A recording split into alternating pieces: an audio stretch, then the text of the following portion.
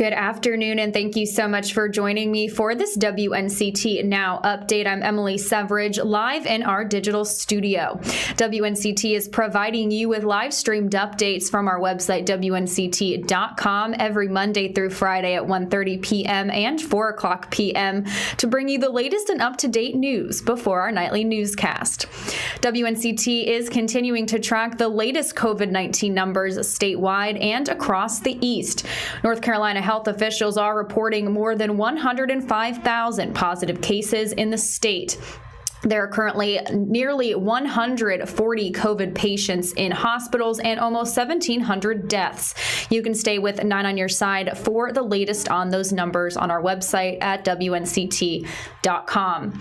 The North Carolina Justice Analysis Center has announced part 1 of a study on statewide trends regarding traffic stops. The study is part of the North Carolina Traffic Stop Reporting Program series. Part 1 of the study finds the majority of traffic stops in North Carolina from 2009 to 2019 were for speed limitation violations or vehicle regulation and equipment violations. Those violations account for 69% of all stops over that decade. The Part 1 series also presents the racial disparities among drivers being stopped and the purpose of that stop. The study found that stops of Black drivers decreased 15% from 2009 to 2019, while the rate of stops of white drivers fell to 28%.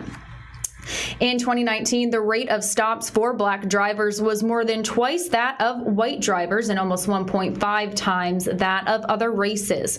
White drivers were stopped for speeding more often than Black drivers, and Black drivers were pulled over more for vehicle regulation and equipment violations than other race categories. All right, stay with us, and we'll be right back with some more news after this short break. Side reporters are all across the East and in your neighborhood. In Tarboro, in Kinston, in Greenville, at Atlantic Beach. Covering local stories that impact you. The groundbreaking ceremony is the beginning of construction for Morehead City's 4th City Hall. People from all over the state of North Carolina gathered at the Sycamore Hill Missionary Baptist Church. Historic Turnage Theater in Washington helps the community celebrate art and culture. See their original reporting weekdays on 9 on Your Side News.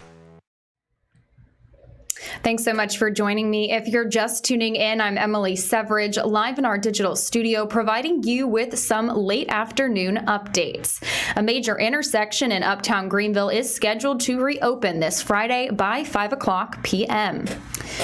The junction at Reed Circle and Evans Street has been closed since February for construction of the Town Culver Creek project. The work was originally scheduled to continue through August, but crews have been able to wrap it up a month early.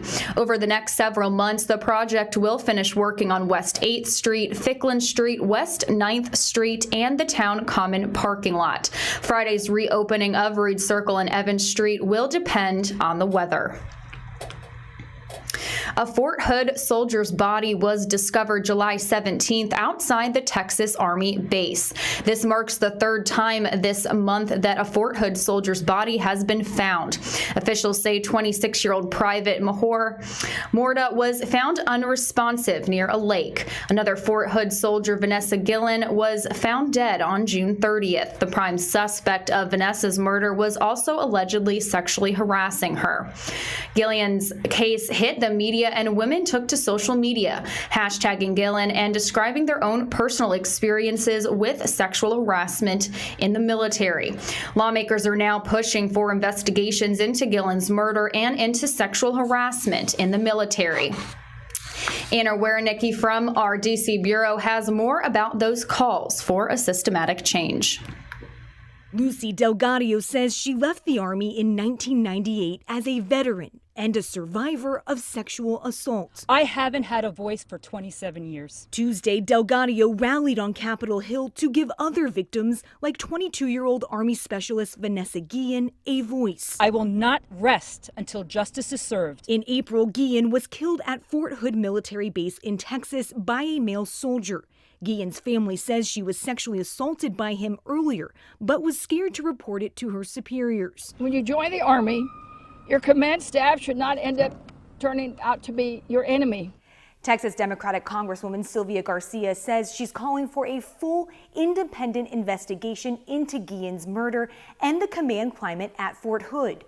We will not stop until a complete, thorough investigation is done. Garcia says she is waiting on the Secretary of the Army to start the investigation and panel he promised to create last week. Until then, California Democrat Jackie Spears says Congress will be conducting its own investigation. We must offer survivors justice while sending a strong message to the forces that harassment and assault will not be tolerated. Spear also says she plans to introduce a bill this week to address how sexual harassment is handled, investigated, and prosecuted in the U.S. military.